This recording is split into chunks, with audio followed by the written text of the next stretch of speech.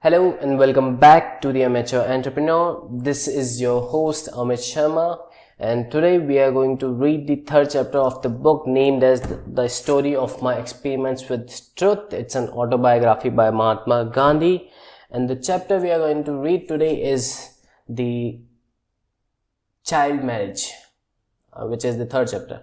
And from the previous two chapters, I wrote some words which were new to me and tried to memorize them, and now I'm done with them. I wrote those words, but the meanings of those words are not written in this, so I'll just read those words and try to give you the meaning of those words that I learned. And so let's start with the first three new words which I learned from the basic overview of this book. So first one is traverse, which is literally means moving from one point to another, but it is not it's not used in the context of simple distance. For that we have the word which is called travel, but it could be used for the journey, like from the childhood to the adulthood, or moving from one point to another, like from moving from first chapter of a book to the last chapter of a book. So in that context we use the word traverse. Then we have another word, dormant, which means something which is currently at rest, but in the future it may be active. Then we have the third word, which is the salvation, which means the one who will be saved from the evil or something bad. Then from the chapter 1 I wrote about 10 to 11 new words. So first one is intrigue, which is secretly planning something, but which will be used in the bad context. Then the second one, we have the carnal pleasures, which is mainly related to the physical pleasures. Then we have the third one, which is adment, which is being steady in one's decision. Then the fourth one is steed. Steed is just providing the substitute for something. It's just same as the instead, but in instead we providing the preference over one, but in this we are just providing substitute. Steed is mainly used in the formal ways. And then we have fugitive. Fugitive means something, someone who is running away. Then we have waxes and veins, which this is an item which means the increase or decrease in power or strength over a period of time. Then we have lent, which means borrowing something from someone. Then we have flinching. Flinching is like taking a step back due to something unpleasant. Then we have intricate. Intricate means complexly interrelating parts or components of something big, which is really complex and divided into parts which are interrelated. Then we have the sluggish. Sluggish means the something which is slow as compared to the normal. Then from the second chapter I wrote about 6 words which were new to me. The first one is lest, which means avoiding the risk of. And then we have the lament, which means very deep sorrow, expressing very deep sorrow, like we see it in the funerals. Then we have agonized. It's a very deep worry or the very deep cry. Then we have indelible, which is something which can't be washed or removed. Then we have itinerant. Itinerant is traveling from one place to another, which literally means someone who doesn't have the permanent residence. For example, like itinerant musician who travels from one place to another. Then we have the last one, we have the clung. Clung means tightly holding on something, which means clung. So these were the words which were new to me, but not now, because I already memorized them. Congrats to myself. Now moving to the third chapter, and in this, the third chapter is child marriage. So let's read about this third chapter, and who knows in third chapter how many new words we're gonna find out. So let's start. Much as I wish that I had not to write this chapter, I know that I shall have to swallow many such bitter draughts in the course of this narrative, and I cannot do otherwise if I claim to be a worshipper of truth. It is my painful duty to have to record here my marriage at the age of 13. Okay, so it's really a brave point in order to express the truth about oneself. It's really hard. Very few can do this. I think, like, if I talk about myself, I can't do. Yet I can't do it. But maybe in future, if I am confident enough to share my experiences, then I will do. But right now, I am not. I'm scared. I can't express the whole truth about my life yet. I'm not the worshipper of truth. I change myself according to the situations. As I see the youngsters of my same age about me who are under my care and think of my own marriage, I am inclined to pity myself and to congratulate them on having escaped my lot. Okay, so marriage is about responsibility, and that's it I can say right now, but I haven't been in a relationship, so good, because it's a we'll talk about it later. I can see no moral argument in support of such a preposterously early marriage. A completely new word. Preposterously. Let me write it down.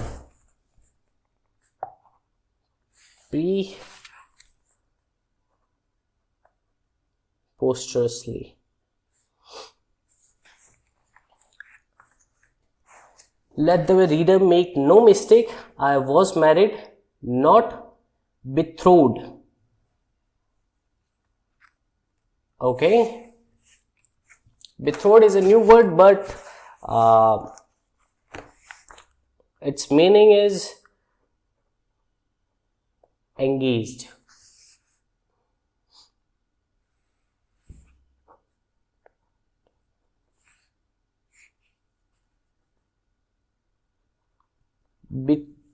Betrothed.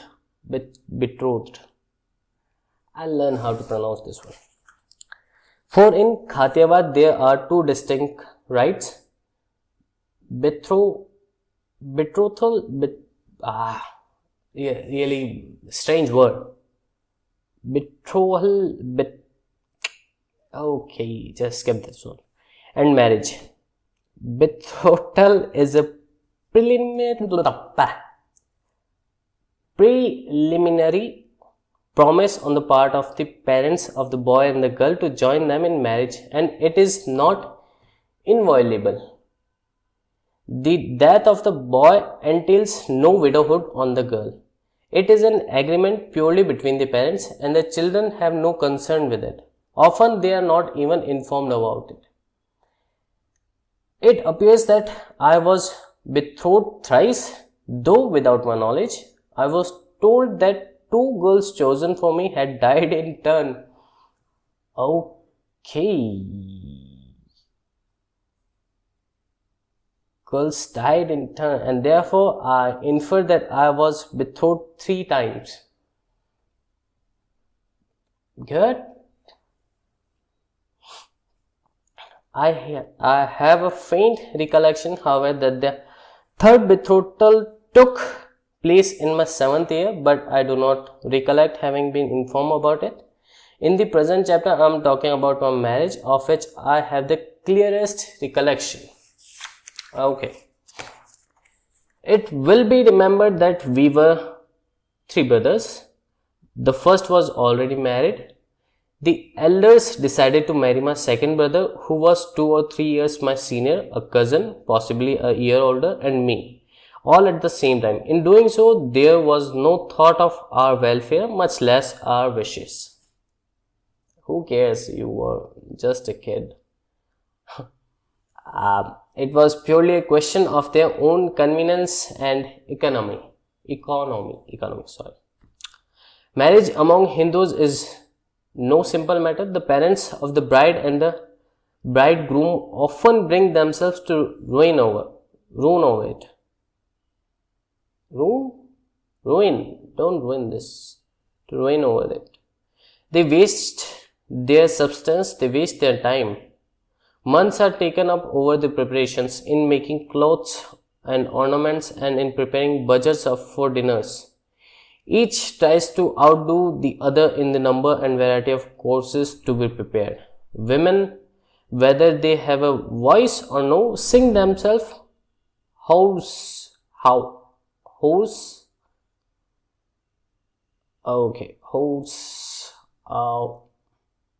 H-O-A-R-S-E. I must write this one. This means like singing, but with really soul voice. Even get ill and disturb the peace of their neighbors. These in their turn quietly put up with all the turmoil and bustle, all the dirt and filth representing the remains of the feast, because they know that a time will come when they also will be behaving in the same manner. It would be better.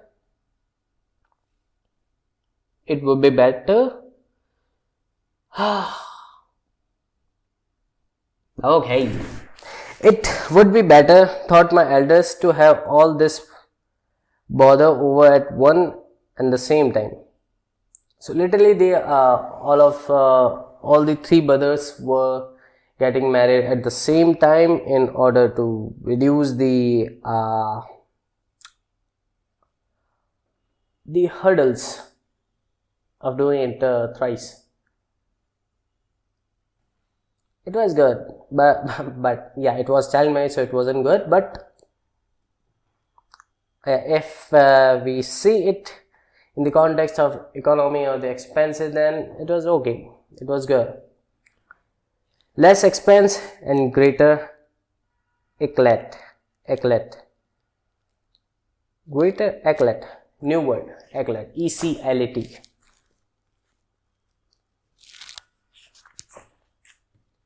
For money could be freely spent if it had only to be spent once instead of thrice. Yeah, the same word that I made.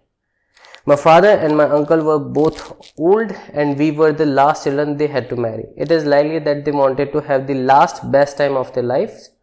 In view of all these considerations, triple wedding was decided upon, and as I have said before, months were taken up in preparation for it. Yeah, it's a huge celebration, so it takes time. It's good. It was only through this preparation that we got warning of the coming event. I do not think it meant to me anything more than the prospect of good clothes to wear, drum beating, marriage processions, rich dinners, and a strange girl to play with. Don't get mixed up with this sentence, that a strange girl to play with. He was just 13-year-old. Okay, so he was literally saying just a strange girl to play with. Don't get mixed up with this. It's child marriage. The carnal desire came later. Yeah, he's saying this. I propose to draw the curtain over my shame except for a few details worth recording. To these I shall come later, but even they have little to do with the central idea I have kept before me in writing this story. So, my brother and I were both taken to Porbandar from Rajkot. There are some amusing details of the preliminaries to the final drama. Example, smearing our bodies all over with turmeric paste. I must omit them. Smearing like putting that turmeric paste. My father was a diwan, but nevertheless a servant, and all the more so because he was in favor with the Thakur Sahib. The latter would not let him go until the last moment, and when he did so, he ordered for my father special stage coaches, reducing the journey by 2 days. By the fates had willed otherwise, but the fates had willed otherwise. Porbandar is 120 miles from Rajkot, a cart journey of 5 days. My father did the distance in 3, but the coach toppled over in the 3rd stage. Okay. And he sustained severe injuries. The cart got toppled over. How? Don't know, maybe due to bad roads. I think there were no roads.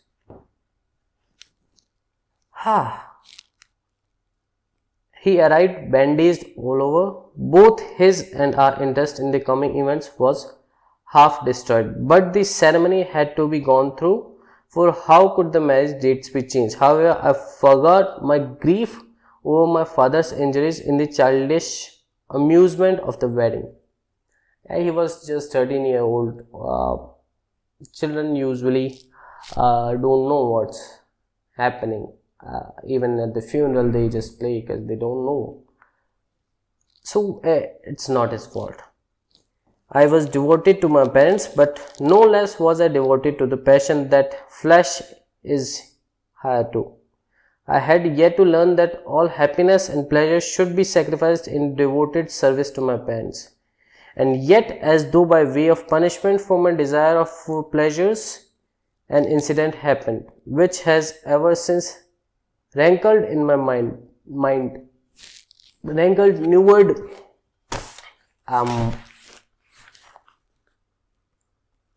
Rankled, and which I will relate later. Nishkulanand Science. Nishkulanand Science. Renunciation of object without the renunciation of desire is short-lived. Renunciation is like letting something go. If we say it in Hindi, then it means tyag, renunciation. So, renunciation of objects without the renunciation of desire is short-lived. So, in order to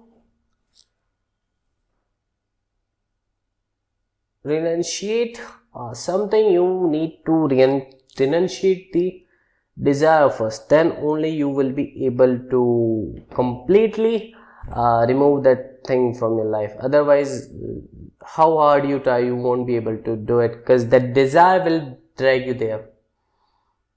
Yeah, the desire. Okay.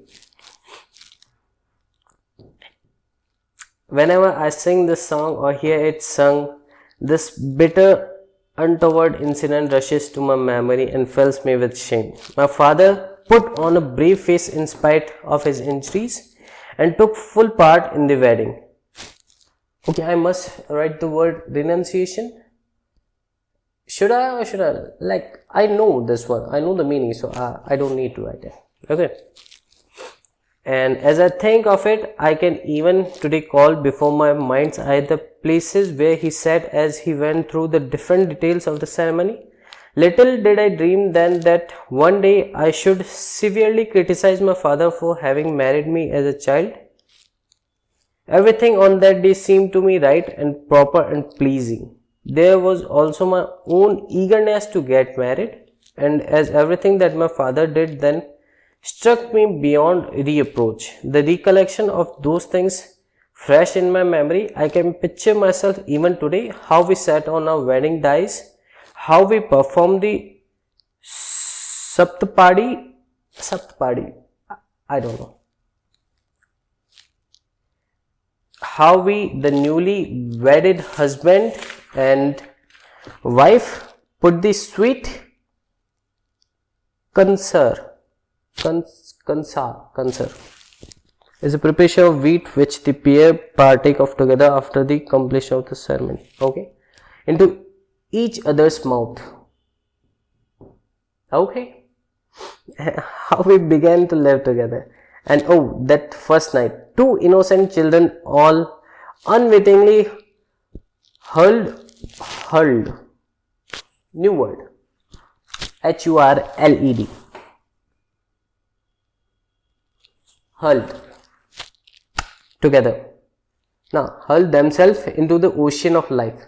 My brother's wife had thoroughly quizzed me about my behavior on the first night. I do not know who had quizzed my wife. I have never asked her about it, and nor I am inclined to do so now. The reader may be sure that we were too nervous to face each other. We were certainly too shy.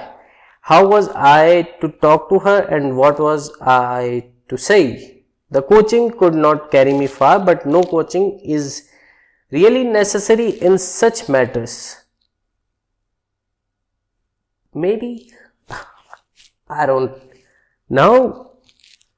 The impression of the former birth are potent enough to make all coaching superfluous. We gradually began to know each other and to speak freely together. We were the same age, but I took no time in assuming the authority of husband. So that was the third chapter, child marriage. And if I try to recollect this one, then I don't think I will be able to recollect this, but let's try. Okay, so he wanted to talk about his child marriage, and he got engaged, not engaged, but he got betrothed by 3 times, and at the age of, I think before the age of 7, he got betrothed 3 times, and 2 girls died, and the third one was, I don't know what happened, or maybe the third one is the one with whom he got married. And then he was telling about his marriage, that he was so excited about his marriage, but if in the current time, if we see that thing, then if we see those children of his own age, then he was he was really proud of them, that they are not getting marriage at that age. He was happy for that, but not happy for himself, because he got married too early. And then the day came, and he got married to a girl, and I don't know her name. I think he didn't mention the name. And and he talks about the process of marriage, like his Mahatma Gandhi and his elder brother and one cousin, all three was getting married at the same time. So instead of doing all the arrangements of the marriage thrice, they decided to do it all in one. And these things always going to take some time, so they did the preparations. And then when Gandhi's father was about to join the marriage, he got injured, but still after getting injured, he was wrapped all in bandages. Still he managed to perform all these ceremonies of the marriage. And Gandhiji was a child, 13-year-old, so he wasn't like he was really excited about his own marriage, so he maybe forgot about his father's pain, maybe. Then he got married, and his elder brother's wife told him about the first night, like coached him about the first night. And we don't know what happened. But they were just 13-year-old, they both were shy, and he mentioned a really deep statement, like hurdles in the ocean of the life. I didn't get the point, but good. And yeah, that's it. Then he got married, and we'll know in future, in other chapters, what happened next. And from this chapter, I got 1, 2, 3, 4, 6 new words again, and I'll memorize those too. And then we will move to the next chapter, and the 4th chapter is playing the husband. Okay, the next one is playing the husband, which we are going to cover tomorrow. And that's it for today, guys. If you like this video, hit a like. If you don't like it, hit a dislike. But I must say, you should work on yourself if you can. Otherwise, no worries. That's it for today, guys. I will see you in the next video. Till then, tada, bye bye, and thank you.